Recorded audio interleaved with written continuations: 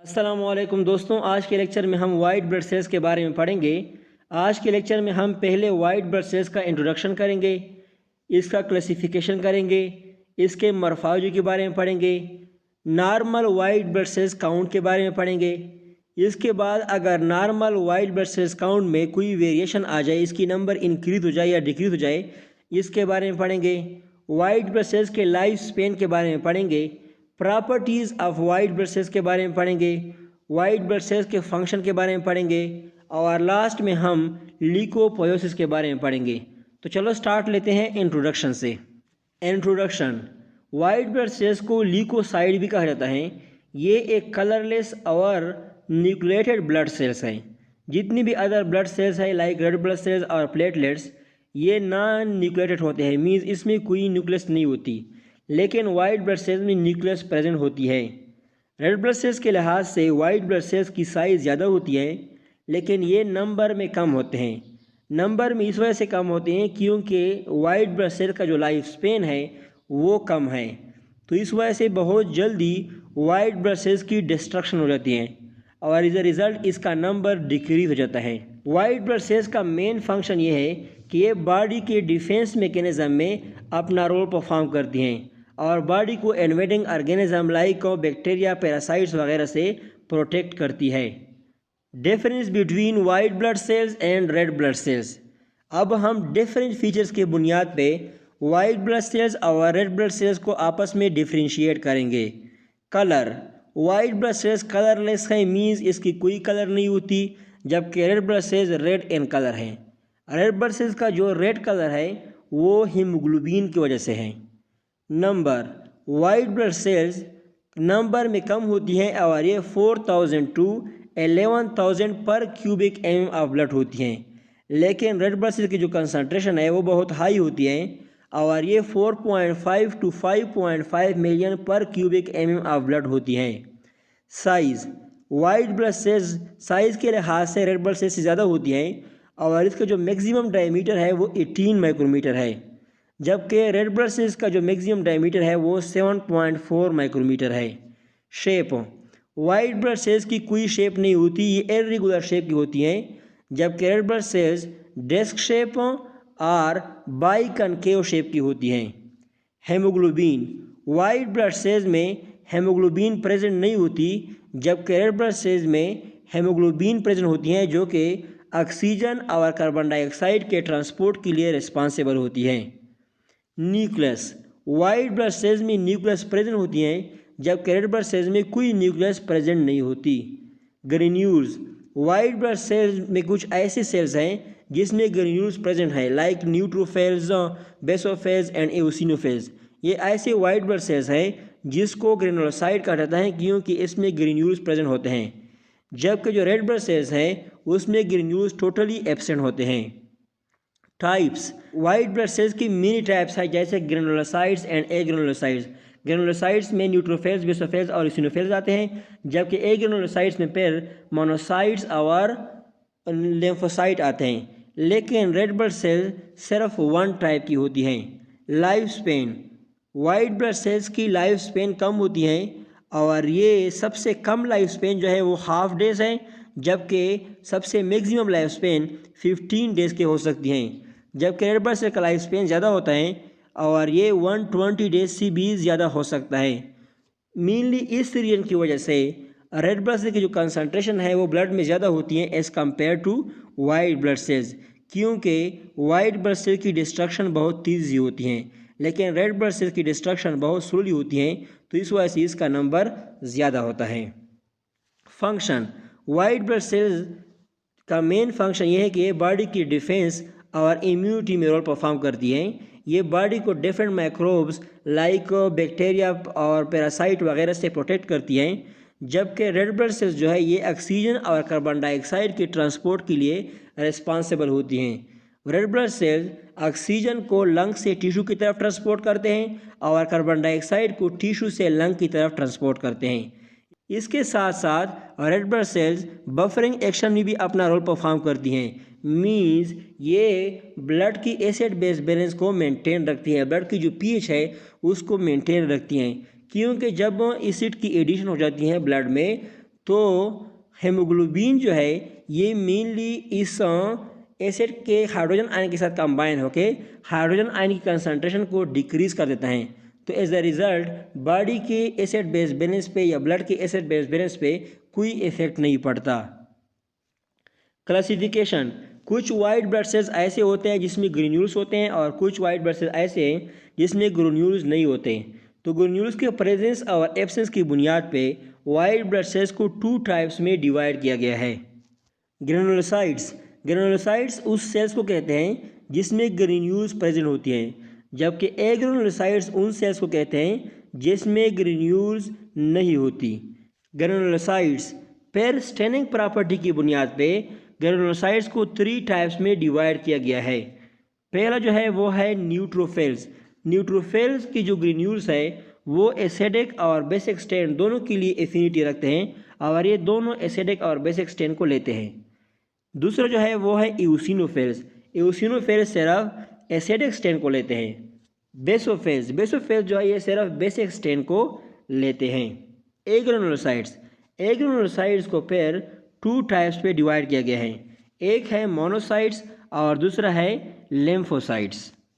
तो थोड़ा सा डायग्राम में देख ले कि न्यूट्रोफिल्स, इओसिनोफिल्स और बेसोफिल ये तीनों सेल्स जो है ये ग्रेनुलोसाइट्स है।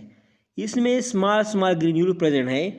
न्यूट्रोफिल्स में तो ग्रेन्यूल्स बहुत स्मॉल होती हैं, इस वजह से इसमें इस तरह अच्छी तरीके से नज़र नहीं आती। लेकिन जो इओसिनोफिल है इसमें ग्रेन्यूल्स बिल्कुल विजिबल है, आपको दिखाई देगा। और बेसोफिल में भी ग्रेन्यूल्स लार्ज होते हैं और ये विजिबल होते हैं।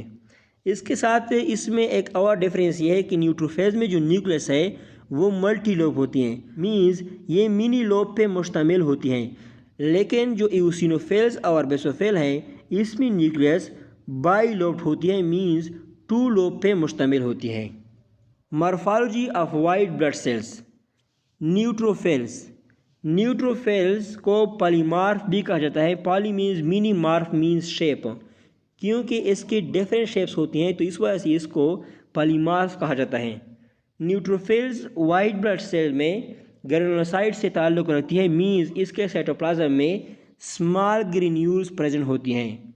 न्यूट्रोफिल्स की जो ग्रेन्यूल्स हैं ये एसिडिक और बेसिक स्टेन दोनों के लिए एफिनिटी रखते हैं और दोनों के ज़रिए से स्टेन हो सकते हैं।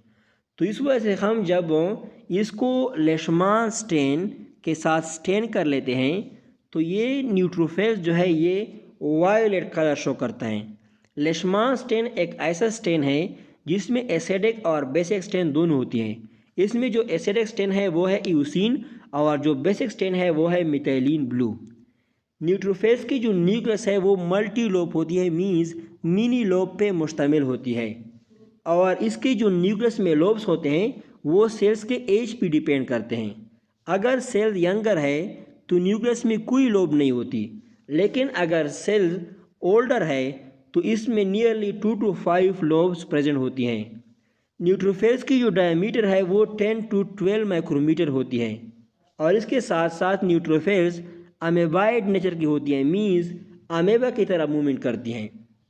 न्यूट्रोफिल्स ऐसे वाइट ब्लड सेल्स हैं जिसकी नंबर वाइट ब्लड सेल में सबसे हाई होती हैं और ये nearly 50 to 70% of white blood sales contribute करती हैं। और इसका एब्सोल्यूट वैल्यू 3000 to 6000 पर क्यूबिक mm ऑफ ब्लड है। न्यूट्रोफिल्स की लाइफ स्पेन 2 to 5 डेज होती हैं। एओसिनोफिल्स, एओसिनोफिल्स ग्रेनुलोसाइट वाइट ब्लड सेल्स हैं, मीन्स इसके साइटोप्लाज्म में ग्रेन्यूल्स प्रेजेंट होती हैं।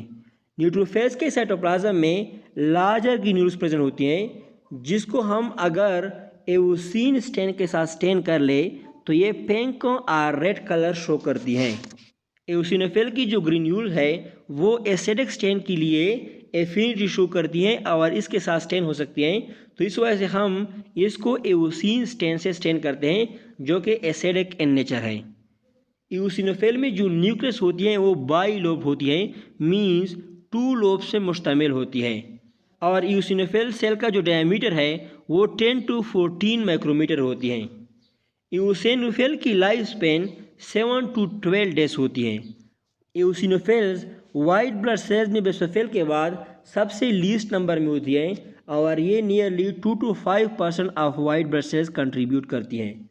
और इसका एब्सोल्यूट वैल्यू 150 to 300 पर क्यूबिक एम ऑफ ब्लड होती है। बेसोफिल्स वाइट ब्लड सेल्स में ग्रेनुलोसाइट के साथ ताल्लुक़ रखते हैं, मीन्स इसके साइटोप्लाज्म में ग्रेन्यूल्स प्रेजेंट होती हैं। और बेसोफिल के साइटोप्लाज्म में कोर्स ग्रेन्यूल्स प्रेजेंट होती हैं, मीन्स लार्ज ग्रेन्यूल्स इसके साइटोप्लाज्म में प्रेजेंट होती हैं। बेसोफिल की जो ग्रेन्यूल्स हैं उसको बेसिक स्टेन से स्टेन किया जाता है। तो इस वजह से हम जब इसको मेटाइलिन ब्लू के साथ स्टेन करते हैं तो इसका ग्रेन्यूल्स पर्पल और ब्लू कलर शो करता है। बेसोफिल्स की जो न्यूक्लियस है वो बाइलोब होती है, मीन्स 2 लोब पे मुश्तमिल होती है।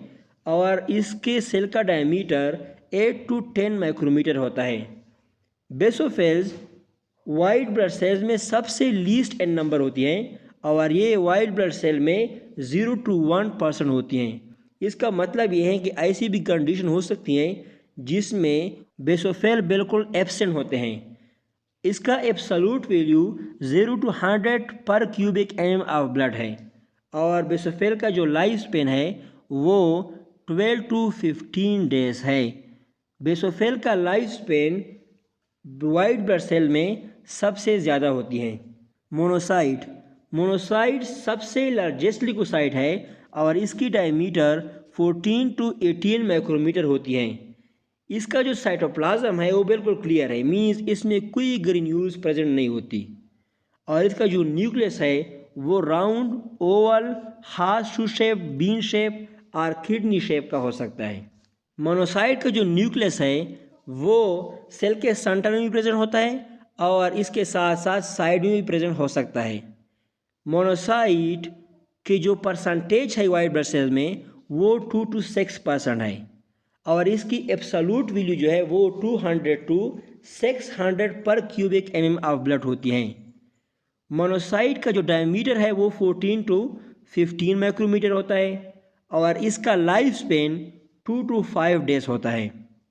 लिम्फोसाइट बिल्कुल मोनोसाइट की तरह लिम्फोसाइट का जो साइटोप्लाज्म है उसमें भी कोई ग्रेन्यूल्स प्रेजेंट नहीं होती। इसका जो न्यूक्लियस है वो ओवल, बीन शेप्ड और किडनी शेप का हो सकता है। लिम्फोसाइट का जो न्यूक्लियस है वो बहुत लार्ज होती है, तो इस वजह से ये नियरली होल साइटोप्लाज्म को ऑक्यूपाई कर लेती हैं। लिम्फोसाइट न्यूट्रोफिल्स के बाद वाइट ब्लड सेल में सबसे ज़्यादा नंबर में होती है और इसका एब्सोल्यूट वैल्यू 1500 to 3000 पर क्यूबिक एम ऑफ ब्लड होती है। लिम्फोसाइट की डायमीटर 7 to 12 माइक्रोमीटर होती है और इसका लाइफ स्पेन हाफ डे से लेके 1 डे तक होती है। मीन्स वाइट ब्लड सेल में सबसे कम लाइफ स्पेन लिम्फोसाइट की होती हैं। टाइप्स ऑफ लिम्फोसाइट्स, साइज की बुनियाद पे लिम्फोसाइट्स को 2 ग्रुप्स में डिवाइड किया गया है। एक है लार्ज लिम्फोसाइट्स। लार्ज लिम्फोसाइट्स वो लिम्फोसाइट है जो कि यंगर सेल्स हैं और इसकी डायमीटर 10 to 12 माइक्रोमीटर होती हैं। दूसरे जो लिम्फोसाइट है वो है स्मॉल लिम्फोसाइट। जब लिम्फोसाइट ओल्डर हो जाती हैं तो इसका साइज़ डिक्रीज़ होता है। तो स्मॉल लिम्फोसाइट में ओल्डर सेल आते हैं और इसकी डायमीटर 7 to 10 माइक्रोमीटर होती हैं। फंक्शन की बुनियाद पे लिम्फोसाइट को 2 टाइप्स में डिवाइड किया गया है। एक है टी लिम्फोसाइट जो कि सेलुलर इम्यूनिटी के लिए रेस्पॉन्सिबल होती हैं और दूसरा है बी लिम्फोसाइट जो कि ह्यूमरल इम्यूनिटी के लिए रिस्पॉन्सिबल होती हैं। Humoral immunity means antibody mediated immunity. Normal white blood cell count, total white blood cell count 4000 to 11000 पर क्यूबिक एम ऑफ ब्लड होती हैं। Applied physiology, variation and white blood cell count. Leukocytosis, leukocytosis वो condition है जिसमें blood में white blood cells की concentration increase हो जाती है। ल्यूकोसाइटोसिस फिजियोलॉजिकल और पैथोलॉजिकल कंडीशन दोनों में हो सकती है। ल्यूकोपेनिया, ल्यूकोपेनिया वो कंडीशन है जिसमें ब्लड में वाइट ब्लड सेल की कंसंट्रेशन डिक्रीज हो जाती है। ये जो ल्यूकोपेनिया है ये ओनली पैथोलॉजिकल कंडीशन में होती है। Physiological variation and white blood cell count. Age, white blood cell count infants में 20,000 पर क्यूबिक एम ऑफ ब्लड होती हैं, लेकिन चिल्ड्रन में फिर ये कम हो के 10,000 to 15,000 पर क्यूबिक एम ऑफ ब्लड हो जाती हैं। और एडल्ट में ये पेयर कम हो जाते हैं और ये 4000 to 11,000 पर क्यूबिक एम ऑफ ब्लड होती हैं। सेक्स, लिकोसाइड की कंसंट्रेशन फीमेल के लिहाज से मेल में थोड़ा सा ज़्यादा होती है। डायर्नल वेरिएशन, लिकोसाइड की नंबर अर्ली मॉर्निंग में मिनिमम होती हैं और इसकी कंसंट्रेशन आफ्टरनून में सबसे मैक्सिमम होती हैं। एक्सरसाइज, लिकोसाइड की कंसंट्रेशन एक्सरसाइज के टाइम पे स्लाइटली इंक्रीज होती है और स्लीप के टाइम पे लिकोसाइड की कंसंट्रेशन डिक्रीज होती है। इमोशनल कंडीशन लाइक एंग्जाइटी में लिकोसाइड की कंसंट्रेशन इंक्रीज होती है और प्रेगनेंसी में भी लिकोसाइड की कंसंट्रेशन इंक्रीज होती है।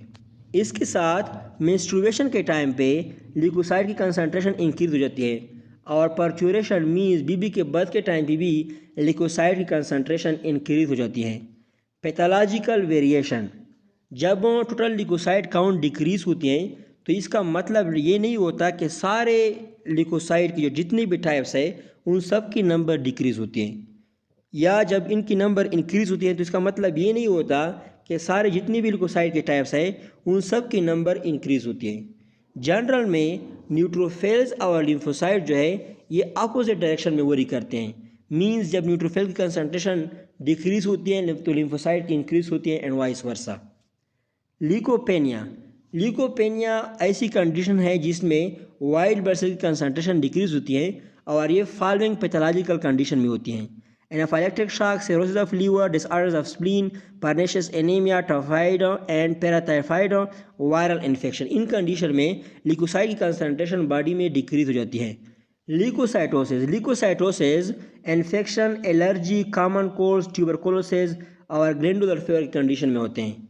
ग्रेनुलोसाइटोसिस, ग्रेनुलोसाइटोसिस एक ऐसी कंडीशन है जिसमें ग्रेनुलोसाइड की कंसंट्रेशन बॉडी में एबनॉर्मली इंक्रीज हो जाती है। मींस एओसिनोफिल, बेसोफिल और न्यूट्रोफिल की कंसंट्रेशन बॉडी में एबनॉर्मली इंक्रीज हो जाती है।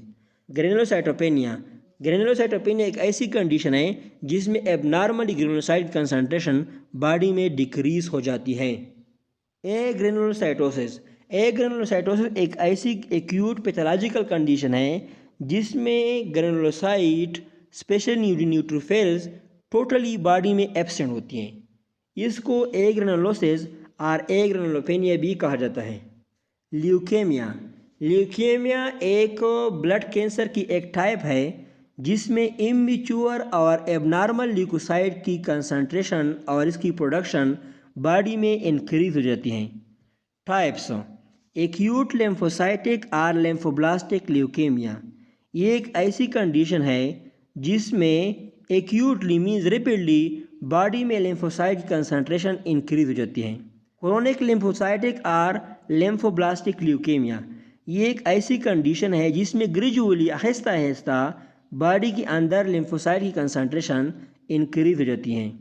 एक्यूट माइलाइड और माइलोजेनस ल्यूकेमिया, ये एक ऐसी कंडीशन है जिसमें माइलाइड की कंसंट्रेशन रेपिडली बॉडी में इंक्रीज हो जाती है।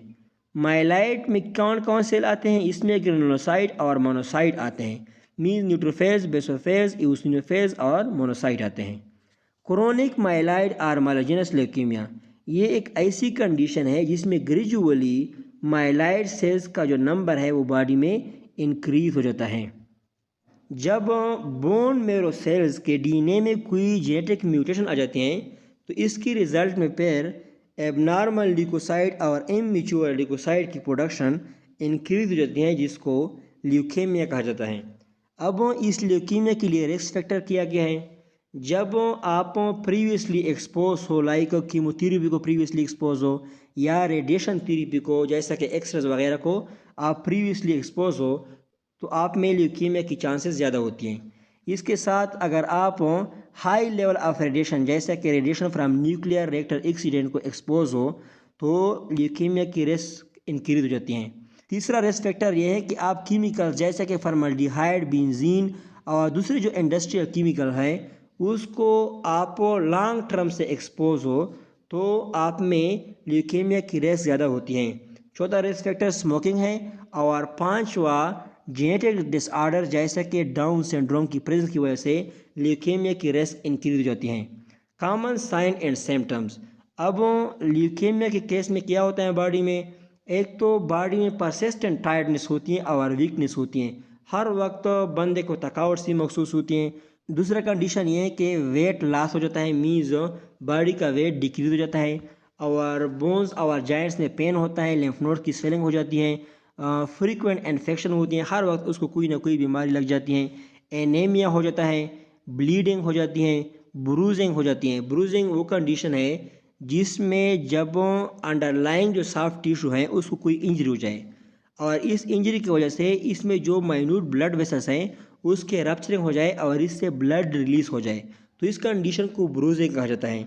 ये ब्लो और इंजरी के केस में हो सकता है। Life span of white blood sales. White blood sales का जो लाइफ स्पेन है वो कांस्टेंट नहीं होता, ये बॉडी के डिमांड पे डिपेंड करता है और उसके फंक्शन पे डिपेंड करता है।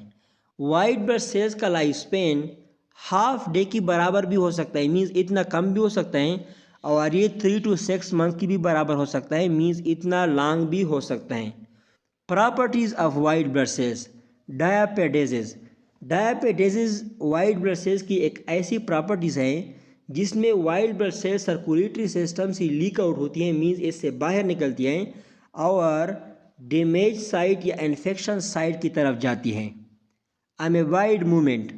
अमेबाइड मूवमेंट न्यूट्रोफिल्स, मोनोसाइट, लिम्फोसाइट जो है ये तीनों अमेबाइड मूवमेंट शो करते हैं।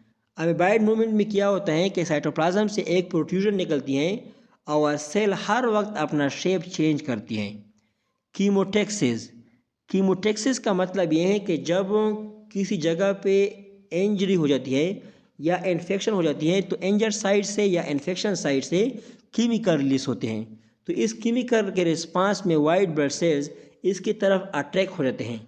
चौथा जो प्रॉपर्टी है वो है फिगोसाइटोसिस।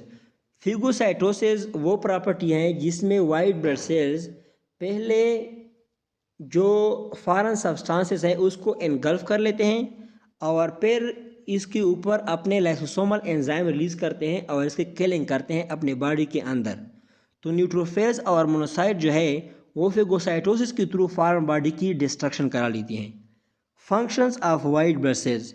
White blood sales generally body की डिफेंस सिस्टम के लिए रिस्पॉन्सिबल होती हैं और टिश्यू सेल्स को इन्वेडिंग ऑर्गेनिज्म या फॉरेन बॉडी से प्रोटेक्ट करती हैं, या तो फ़ौरन इसकी डिस्ट्रक्शन करा लेती हैं या इसको इनएक्टिवेट कर लेते हैं।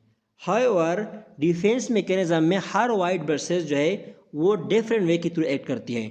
तो हम अब एक एक वाइट ब्लड सेल्स के फंक्शन के बारे में पढ़ेंगे कि किस तरह वो न्यूट्रोफिल की डिस्ट्रक्शन करा लेती हैं या इनएक्टिवेशन करा लेती हैं। Functions of neutrophils. Neutrophils body के डिफेंस मैकेनिज्म में बड़ा इम्पॉर्टेंट रोल परफॉर्म करती हैं, क्योंकि जब भी कोई इंजरी हो जाती है या इन्फेक्शन हो जाती है तो सबसे पहला जो white blood cell infection site पे या इंजर्ड साइट पे पहुंच जाता है वो न्यूट्रोफिल होता है, और फिर जब वो न्यूट्रोफिल्स की किलिंग हो जाती है तो इसके बाद मोनोसाइट वहाँ पे पहुंच जाते हैं। तो इस वजह से मोनोसाइट के साथ न्यूट्रोफिल बॉडी का फर्स्ट लाइन ऑफ डिफेंस बना देता है। जब भी कोई इन्वेडिंग ऑर्गेनिज्म बॉडी में एंटर हो जाते हैं तो पहले न्यूट्रोफिल्स और मोनोसाइट इस पे अटैक करते हैं। न्यूट्रोफिल्स जो है ये बॉडी में फ्रीली मूवमेंट करते हैं और ये तकरीबन बॉडी की हर टिश्यू में प्रेजेंट होते हैं। Substances present in granules and cytoplasm of neutrophils. अब हमें पता है कि न्यूट्रोफिल्स ग्रेनुलोसाइट है, मीन्स इसके साइटोप्लाज्म में ग्रेन्यूल्स प्रेजेंट होते हैं और इस ग्रेन्यूल्स में डिफरेंट सब्सटेंसेस प्रेजेंट होती हैं।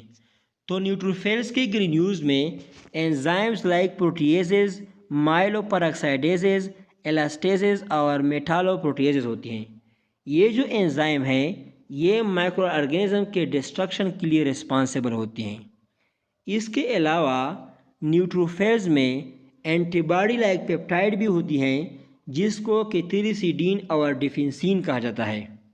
ये केथिरिसिडीन और डिफिनसिन जो है ये एंटी माइक्रोबियल पेप्टाइड है, मीन्स ये माइक्रोब पे एक्ट करते हैं और मेनली ये बैक्टीरिया और फंजाई के खिलाफ एक्टिव होते हैं।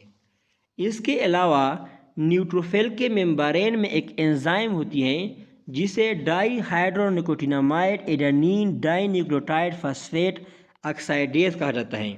जब भी इन्फेक्टेड साइट से टॉक्सिक मेटाबोलाइट रिलीज होते हैं तो ये टॉक्सिक मेटाबोलाइट इस एंजाइम को एक्टिवेट कर लेते हैं। तो ये जो एक्टिवेटेड एनएडीपीएच ऑक्साइडेज है ये न्यूट्रोफिल्स की बैक्टीरियासाइडल एक्शन के लिए रिस्पॉन्सिबल होते हैं। Bactericidal means bacteria killing action. तो ये जितनी भी सब्सटेंसेस जो न्यूट्रोफिल्स के ग्रेन्यूल्स में प्रेजेंट होते हैं या इसके सेल मेम्ब्रेन के ऊपर प्रेजेंट होते हैं, ये न्यूट्रोफिल को एक पावरफुल और इफेक्टिव किलर मशीन बना देती है। जब भी ब्लड वेसल की इंजरी हो जाती है तो न्यूट्रोफिल्स जो है ये प्लेटलेट एक्टिवेटिंग फैक्टर को सीक्रेट करती हैं। ये प्लेटलेट एक्टिवेटिंग फैक्टर एक साइटोकिन है जो कि प्लेटलेट्स की एग्रीगेशन को एक्सेलरेट करा देती हैं, फास्टन करा देती हैं। और जब प्लेटलेट्स की एग्रीगेशन हो जाती हैं तो ब्लड लॉस जो है वो प्रिवेंट हो जाता है। Mechanism of action of neutrophils. अब न्यूट्रोफिल किस तरह अपना एक्शन परफॉर्म करता है। पहले क्या होता है कि जब किसी रीजन की इन्फेक्शन हो जाती है या इंजरी हो जाती है तो वहाँ से केमिकल्स रिलीज होते हैं जिसको कीमो अट्रैक्टेंट कहा जाता है। ये केमिकल्स जो है ये न्यूट्रोफिल्स को अट्रैक्ट करा लेते हैं और इसको एक्टिवेट करा लेते हैं। तो जब ये केमिकल न्यूट्रोफिल्स को एक्टिवेट और अट्रैक्ट करा लेते हैं तो लार्ज नंबर में न्यूट्रोफिल्स रिलीज होते हैं और ये इन्फेक्शन साइट पे पहुंच जाते हैं। जब न्यूट्रोफिल्स इन्फेक्शन साइट पे पहुंच जाते हैं तो वो इस एरिया को सराउंड कर लेते हैं और इन्फेक्टेड टिश्यू के साथ एडहेयर हो जाते हैं, मीन्स चिपक जाते हैं। अब कीमो अट्रैक्टिंग का सिर्फ ये फंक्शन नहीं है कि सिर्फ इसको अट्रैक्ट कर लेता है, बल्कि इसके साथ साथ कीमो अट्रैक्टेंट इस न्यूट्रोफिल्स की स्टिकी नेचर को भी इंक्रीज कर देता है, जिसके रिजल्ट में न्यूट्रोफिल्स फॉर्मली इस इन्फेक्टेड एरिया के साथ स्टेक हो जाती हैं। हर न्यूट्रोफिल्स नियरली 15 to 20 माइक्रोऑर्गेनिज्म को एट अ टाइम सराउंड कर लेती हैं और इसकी किलिंग के लिए रिस्पॉन्सिबल होती हैं। और न्यूट्रोफिल्स किस तरह इसको डिस्ट्रॉय करा लेती हैं, पहले ये बैक्टीरिया को एनगल्फ करा लेती हैं और अपने बॉडी के अंदर लेके आती हैं। फिर इसके ऊपर लाइसोसोमल एंजाइम सीक्रेट करती हैं और फेगोसाइटोसिस के थ्रू इसकी डिस्ट्रक्शन करा लेती हैं। Respiratory burst. जब न्यूट्रोफिल्स या दूसरे फेगोसाइटिक सेल फेगोसाइटोसिस को परफॉर्म करते हैं तो इस वक्त में बॉडी के अंदर ऑक्सीजन की कंजम्पशन इंक्रीज हो जाती है, जिसके रिज़ल्ट में जो सरफेस मेम्ब्रेन के ऊपर एंजाइम प्रेजेंट होती हैं न्यूट्रोफिल्स में, एनएडीपीएच ऑक्साइडेज, ये एंजाइम सुपर ऑक्साइड की फॉर्मेशन करा लेते हैं और सुपर ऑक्साइड की फॉर्मेशन के साथ साथ रिएक्टिव ऑक्सीजन स्पीशीज़ और फ्री रेडिकल्स की फॉर्मेशन करा लेते हैं। यही रिएक्टिव ऑक्सीजन स्पीशीज़ फिर बैक्टीरियासाइडल एक्शन परफॉर्म करते हैं, मीन्स बैक्टीरिया की किलिंग के लिए रिस्पॉन्सिबल होते हैं। पस सेल्स एंड पस। जब न्यूट्रोफिल्स और बैक्टीरिया के दरमियान बैटल चल रही होती हैं तो बैक्टीरिया इस वक्त टॉक्सिन की सिक्रीशन करा लेते हैं, जिसके थ्रू वो न्यूट्रोफिल्स को किल करा लेते हैं। तो जो डेड वाइट ब्लड सेल्स हैं या डेड न्यूट्रोफिल्स हैं उसको पस सेल्स कहा जाता है, जबकि पस एक वाइटिश येलो फ्लूइड है जो कि इन्फेक्टेड टिश्यू के एरिया में बन जाती हैं। ये dead white blood sales bacteria और फॉरेन बॉडी, सीरम और सेलुलर डिब्रीज पे मुश्तमिल होती है। Functions of eosinophils. Eosinophils parasites और पैरासाइटिक वॉर्म की कंडीशन में बॉडी के डिफेंस सिस्टम के लिए रिस्पॉन्सिबल होती हैं। पैरासाइटिक इन्फेक्शन के टाइम पे इसकी प्रोडक्शन इंक्रीज होती है और लार्ज नंबर में ईओसिनोफिल इन्फेक्टेड टिश्यू की तरफ जाते हैं। ईओसिनोफिल की काउंट एलर्जिक डिजीज़ लाइक आस्मा की कंडीशन में भी इंक्रीज होते हैं। ईओसिनोफिल्स डिटॉक्सिफिकेशन, डिसइंटीग्रेशन और फॉरेन प्रोटीन की रिमूवल के लिए भी रिस्पॉन्सिबल होता है। डिटॉक्सिफिकेशन का मतलब ये है कि ये ड्रग और पॉइजन की टॉक्सिक इफेक्ट को रिमूव कर देता है। डिसइंटीग्रेशन का मतलब ये है कि ये सब्सटेंसेस की कैटाबॉलिज्म करा लेते हैं, इसकी ब्रेकडाउन करवा लेता है। Mechanism of action of eosinophils. Eosinophils न तो न्यूट्रोफिल्स की तरह हाईली मोटाइल है और न फेगोसाइटिक है। तो कुछ सब्सटेंसेस ऐसी होती हैं जिसका साइज़ बहुत लार्ज होता है, लेकिन फिर भी एओसिनोफिल इस पे अटैक करवा लेते हैं और इसकी डिस्ट्रक्शन करवा लेते हैं, क्योंकि न्यूट्रोफिल्स ग्रेन्यूल से ऐसे सब्सटेंसेस रिलीज होते हैं जो कि इन पैरासाइट की डिस्ट्रक्शन के लिए रिस्पॉन्सिबल होते हैं। ये अलग सब्सटेंसेस तब रिलीज होते हैं जब एओसिनोफिल की एक्सपोजर हो जाए पैरासाइट्स या फॉरेन प्रोटीन के साथ। अब कौन कौन से सब्सटेंसेस हैं जो कि एओसिनोफिल के ग्रेन्यूल से रिलीज होते हैं और पैरासाइट की डिस्ट्रक्शन करवा लेते हैं? तो पहला जो सब्सटेंस है वो है एओसिनोफिल पेरोक्साइडेज। ये हेलमेंथो बैक्टीरिया और ट्यूमर सेल की डिस्ट्रक्शन के लिए रिस्पॉन्सिबल होता है। मेजर बेसिक प्रोटीन हेलमेंथ के खिलाफ हाईली एक्टिव होता है। पैरासाइट के ऊपर एक स्किन लाइक कवरिंग होती है जिसे टेगोमेंटल शीट कहा जाता है। ये मेजर बेसिक प्रोटीन इस टेगोमेंटल शीट की डिस्टेंशन करवा लेता है, इसकी ब्लूनिंग करवा लेता है। मीन्स इस टेगोमेंटल शीट को ऑर्गेनिज्म के बॉडी से दूर करवा देता है, जिसकी वजह से इस ऑर्गेनिज्म की प्रोटेक्शन डिक्रीज हो जाती है और इसकी डिस्ट्रक्शन हो जाती है। एओसिनोफिल कैटायनिक प्रोटीन ये हेलमेंथ की एक मेजर डिस्ट्रॉयर है और ये मेजर बेसिक प्रोटीन के लिहाज से 10 टाइम्स मोर टॉक्सिक है। ये पैरासाइट की कंप्लीट डिसइंटीग्रेशन करवा लेता है। इसके अलावा ये नर्व फाइबर्स की डिस्ट्रक्शन के लिए भी रिस्पॉन्सिबल होता है।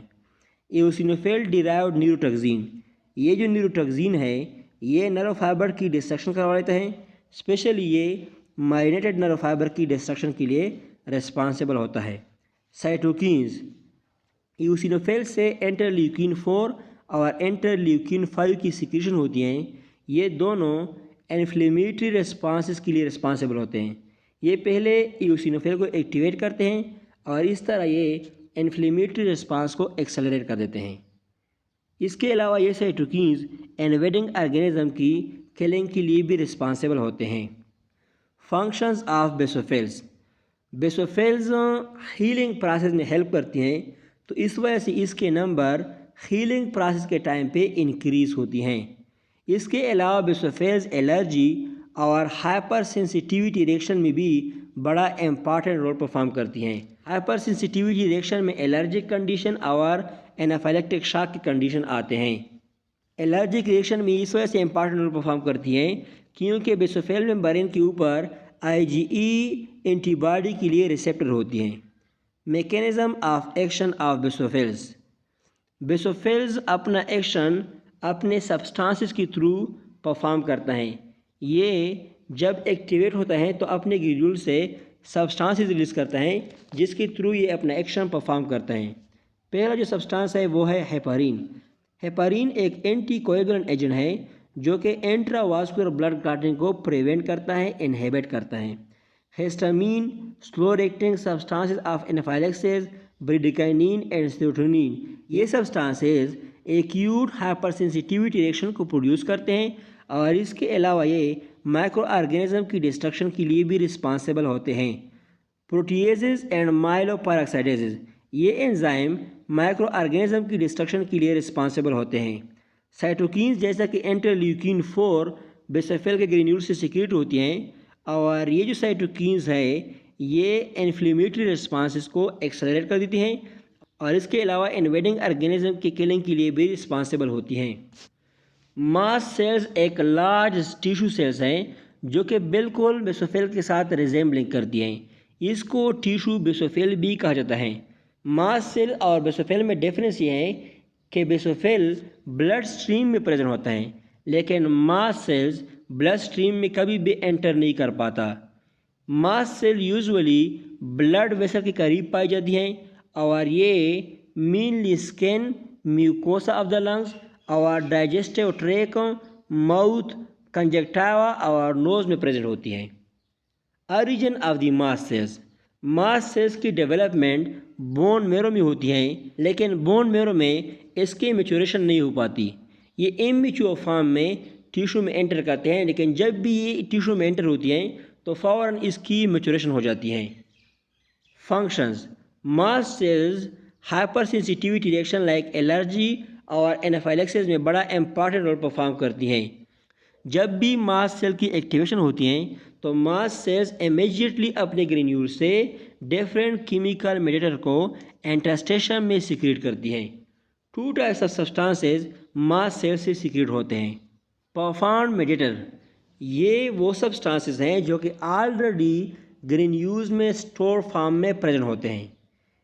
इन सब्सटेंसेस में histamine, heparin, serotonin, hydrolytic enzyme, proteoglycans and chondroitin sulphates आते हैं। न्यूली जनरेटेड मेडिएटर्स, ये जो सब्सटेंसेस है ये मास सेल्स में स्टोर फॉर्म में प्रेजेंट नहीं होते, मींस रेस्टिंग कंडीशन के टाइम पे या इनएक्टिव कंडीशन के टाइम पे ये टोटली एब्सेंट होते हैं, लेकिन जब मास सेल्स की एक्टिवेशन हो जाती हैं तो इसकी प्रोडक्शन हो जाती हैं। इन सब्सटेंसेस में एराकिडोनिक एसिड डेरिवेटिव्स जैसे कि ल्यूकोट्राइन्स, प्रोस्टाग्लैंडिन्स और साइटोकिन्स आते हैं। फंक्शंस ऑफ मोनोसाइट्स, ल्यूकोसाइट में मोनोसाइट सबसे लार्जेस्ट सेल्स हैं। न्यूट्रोफिल्स की तरह मोनोसाइट मोटाइल भी होती हैं और फेगोसाइटिक नेचर की भी होती हैं। इसके अलावा ये फ्रीली बॉडी में मूवमेंट कर सकती हैं और ये तकरीबन सारे टिश्यू में प्रेजेंट होती हैं। मोनोसाइट बॉडी के डिफेंस सिस्टम में बड़ा इम्पॉर्टेंट रोल परफॉर्म करती हैं और ये मेनली न्यूट्रोफिल के साथ मिल के बॉडी का फर्स्ट लाइन ऑफ डिफेंस बना देती हैं। मींस जब भी कोई ऑर्गेनिज्म बॉडी में एंटर होती हैं तो पहले न्यूट्रोफिल्स और फिर मोनोसाइट इसके खिलाफ एक्शन लेते हैं। मोनोसाइट से interleukin, macrophage, colony stimulating factor और प्लेटलेट एक्टिवेटिंग फैक्टर की सिक्रीशन होती हैं। इसके अलावा इससे कीमोकिन्स भी सिक्रीट होते हैं। इंटरल्यूकिन 1 जो है ये इन्फ्लेमेटरी रिस्पांस को एक्सेलरेट करता है और इसके अलावा ये इन्वेडिंग ऑर्गेनिज्म की डिस्ट्रक्शन के लिए भी रिस्पांसिबल होता है। Macrophage colony stimulating factor macrophage की फॉर्मेशन के लिए रिस्पांसिबल होता है। प्लेटलेट एक्टिवेटिंग फैक्टर प्लेटलेट्स की एग्रीगेशन के लिए रिस्पांसिबल होता है। कीमोकिन्स कीमोटैक्सिस के लिए रिस्पांसिबल होता है। मोनोसाइट पहले इमेच्योर फॉर्म में होते हैं, लेकिन जब ये मैच्योर मोनोसाइट बनते हैं तो ये सिर्फ फ्यू हावर्स तक ब्लड में स्टे कर सकते हैं। फिर इसके बाद ये टिश्यू में एंटर हो जाते हैं और टिश्यू में ये मैक्रोफेज की फॉर्मेशन कर देते हैं। अब टिश्यू मैक्रोफेज की एग्जांपल क्या है, इसमें कुफर सेल्स आते हैं जो कि लीवर में प्रेजेंट होते हैं, एल्वोलर मैक्रोफेजेस एंड लंग्स और मैक्रोफेजेस जो स्प्लीन में प्रेजेंट होते हैं, ये सब टिश्यू मैक्रोफेजेस हैं। फंक्शंस ऑफ लिम्फोसाइट्स, लिम्फोसाइट भी बॉडी की इम्यूनिटी में बड़ा इंपॉर्टेंट रोल परफॉर्म करती हैं।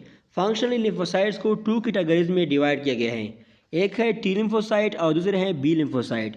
टी लिम्फोसाइट सेलुलर इम्यूनिटी के लिए रिस्पॉन्सिबल होती हैं और B lymphocytes humoral immunity means antibody mediated immunity के लिए रिस्पॉन्सिबल होती हैं। ये दोनों लिम्फोसाइट डिफरेंट सब्सटेंसेस को सिक्रीट करती हैं, जिसको हम टेबल 14b और टेबल 14.9 में अब डिस्कस करते हैं। Substances secrete by T lymphocytes and their action. अब कौन कौन से सब्सटेंसेस टी लिम्फोसाइट्स सिक्रीट होते हैं और ये कौन कौन सा एक्शन परफॉर्म करते हैं। इंटरल्यूकिन 2, 4, 5, 6 एंड 10 ये टी सेल से सिक्रीट होते हैं। ये तो पहले इन्फ्लेमेटरी रिस्पांस के एक्सेलरेशन के लिए रिस्पांसिबल होते हैं, इन्वेडिंग ऑर्गेनिज्म की डिस्ट्रक्शन करवा लेते हैं और इसके साथ साथ टी सेल और बी सेल्स की एक्टिवेशन के लिए भी रिस्पांसिबल होते हैं। गामा इंटरफिरान साइटोटॉक्सिक सेल्स, मैक्रोफेजेस और नेचुरल किलर सेल्स की फेगोसाइटिक एक्शन को स्टिमुलेट कर देते हैं। Lysosomal enzyme invading organism means वो ऑर्गेनिज्म जो बॉडी के अंदर दाखिल हो जाए उसके डिस्ट्रक्शन के लिए रिस्पॉन्सिबल होते हैं। ट्यूमर नेक्रोसिस फैक्टर ट्यूमर की नेक्रोसिस करवा लेते हैं।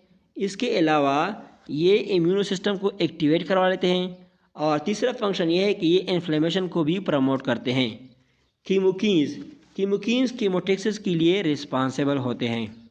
Substances secreted by B lymphocyte and their action. B lymphocyte से 3 सब्सटेंसेस रिलीज होते हैं। पहला जो सब्सटेंस है वो है इम्यूनोग्लोबुलिन मींस एंटीबॉडी। ये इन्वेडिंग ऑर्गेनिज्म की डिस्ट्रक्शन के लिए रिस्पॉन्सिबल होती हैं। दूसरा जो सब्सटेंस है वो है ट्यूमर नेक्रोसिस फैक्टर। ये ट्यूमर की नेक्रोसिस के लिए रिस्पॉन्सिबल होती हैं, इम्यूनो सिस्टम की एक्टिवेशन के लिए रिस्पॉन्सिबल होती हैं और इसके साथ साथ इन्फ्लेमेटरी रिस्पांस को भी एक्सेलरेट कर देती हैं। कीमोकिन्स कीमोटैक्सिस के लिए रिस्पॉन्सिबल होती हैं।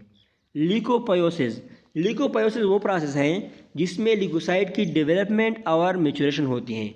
स्टेम सेल्स एक ऐसे सेल्स हैं जो कि बोन मैरो में प्रेजेंट होते हैं। ये जो स्टेम सेल्स हैं इससे ल्यूकोसाइट्स और एरिथ्रोसाइट की प्रोडक्शन होती है। फैक्टर्स नेसेसरी फॉर ल्यूकोपोइसिस के लिए मेनली 2 फैक्टर की ज़रूरत होती है। एक है हेमेटोपोइएटिक ग्रोथ फैक्टर और दूसरा है colony stimulating factor. Colony stimulating factor एक प्रोटीन्स है जो कि कॉलोनी फार्मिंग ब्लड वेसल्स की फॉर्मेशन के लिए रिस्पॉन्सिबल होता है। अब इस कॉलोनी स्टिमुलेटिंग फैक्टर की 3 टाइप्स हैं। पहला जो टाइप्स है वो है ग्रेनुलोसाइट कॉलोनी स्टिमुलेटिंग फैक्टर। ये मोनोसाइट और एंडोथेलियल सेल से सीक्रेट होता है। दूसरा जो टाइप्स है वो है granulocyte monocyte colony stimulating factor. ये मोनोसाइट्स ब्लड वेसल्स के एंडोथेलियल सेल्स और टी लिम्फोसाइट से सीक्रेट होता है। तीसरा जो कॉलोनी स्टिमुलेटिंग फैक्टर है वो है मोनोसाइट कॉलोनी स्टिमुलेटिंग फैक्टर। ये मोनोसाइट्स और ब्लड वेसल्स की एंडोथेलियल सेल से सीक्रेट होता है।